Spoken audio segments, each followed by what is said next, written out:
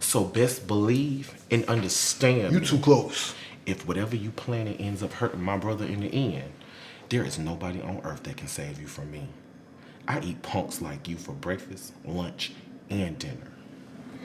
I'm tired of your messy queens coming in here messing with my family. Either you can get in line, or you can be removed. It's your choice, bitch. So you pepper the pig looking ass nigga. Hey, all is good. Yo, all is good, man. I need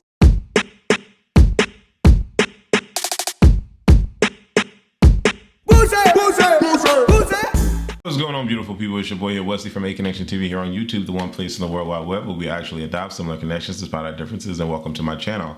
If this is your first time seeing me, definitely follow me on all social media, Instagram and Twitter at A Connection TV and Wes the Critic.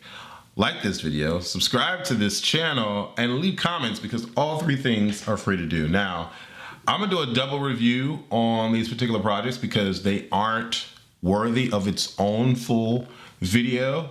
And if you guys randomly care about my thoughts, let's get into it. I want to talk about Dungeons and Dragons, which I saw last night. I went to like a pre screening. Well, not pre.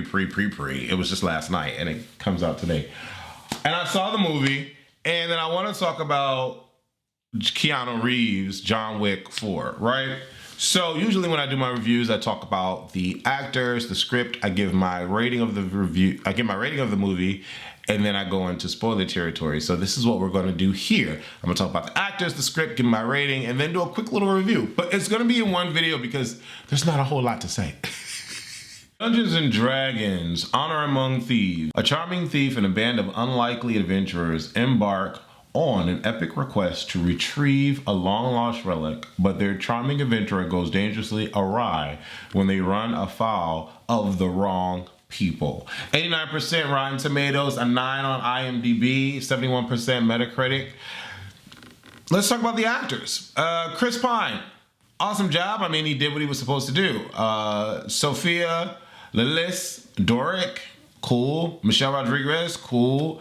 Jean Page, cool. Everyone did a great job. So the acting was great. Everyone did a great job. They did what they needed to do. Yeah, let's talk about the script. It was okay. Yeah, it was okay. Like, I think the purpose of the movie was it was supposed to be like a comedy, I think, but it didn't make me laugh. So, but the script was okay. It was a standard script.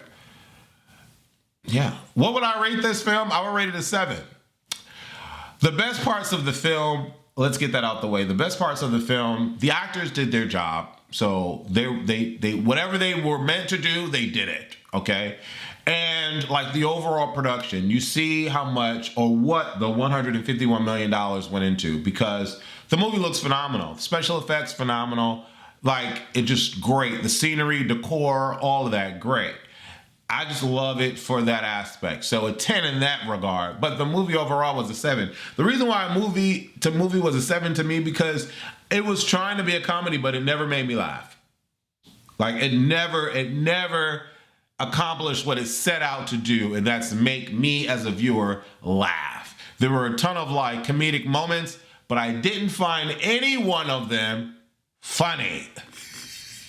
So I think the only thing that made me like have like a happy eye watching the film was in the beginning when he was explaining, you know, what happened to him and why he should be pardoned. I think that particular moment where he kept asking for Jonathan, that was cute. But everything else, it just wasn't hilarious to me. It was a film that tried to be funny but wasn't funny. So for that, I give it a 7. Everything else about the film is remarkable. Yeah. There's nothing else to say about it. Yeah, that's just about it. That's just about it. I'm really not a fan of comedies that try to force me to laugh, and I don't laugh. Like, I don't. Let's move on to John Wick. John Wick 4, baby. Let's talk about it. The price on his head ever increasing, legendary hitman John Wick takes his fight against the high table global as he seeks out the most powerful players in the underworld, from New York to Paris to Japan to Berlin.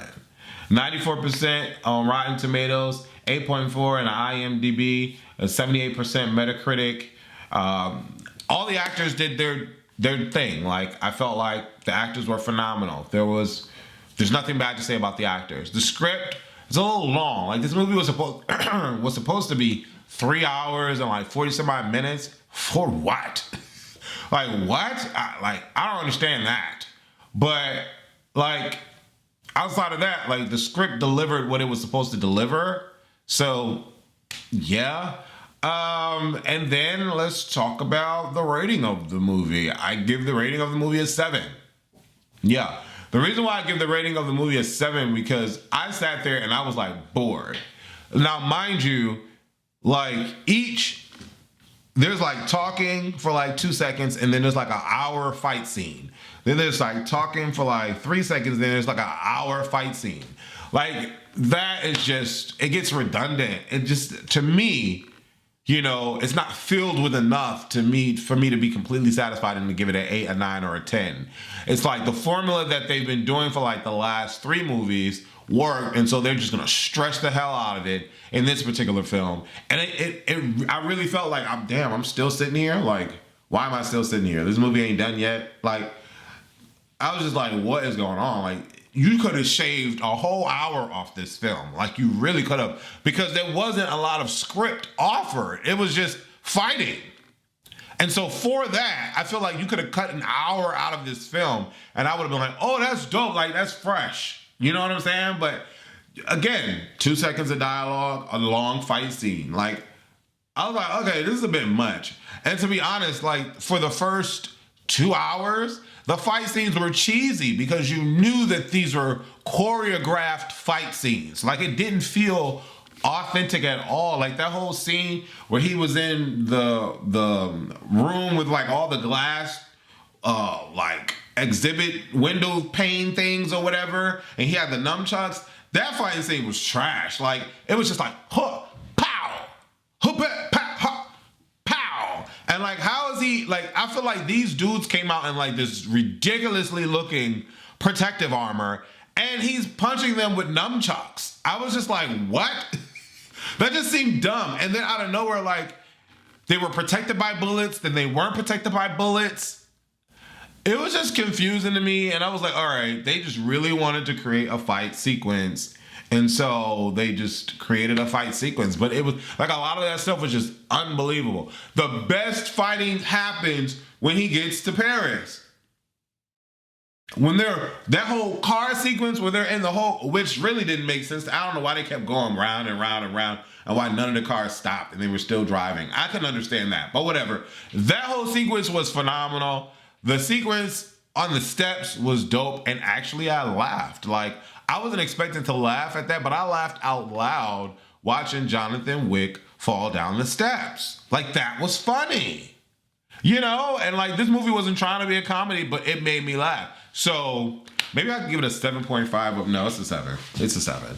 Because respectfully, in their genres and what they try to do, it's a 7. But John Wick, you could have shaved an hour and some change off of that film, and I would have been like, oh, this is fresh and this is great. Because again, there was nothing offered in the script for me to care that much. It was just a lot of fighting, and a lot of the fighting scenes looked like choreographed fighting scenes for a fight movie. So, I don't know. I'm glad that it's over, though. Like, can we get Keanu Reeves on something else? And can he, like, give me a different character? Like, if he's in the Marvel Cinematic Universe, please do not be John Wick. Like, don't be John Wick as Ghost Rider or whatever he's playing or not playing in the MCU. Like, the next guy he plays or whatever he does, he needs to be like a regular dude with no, like, hey, what's up?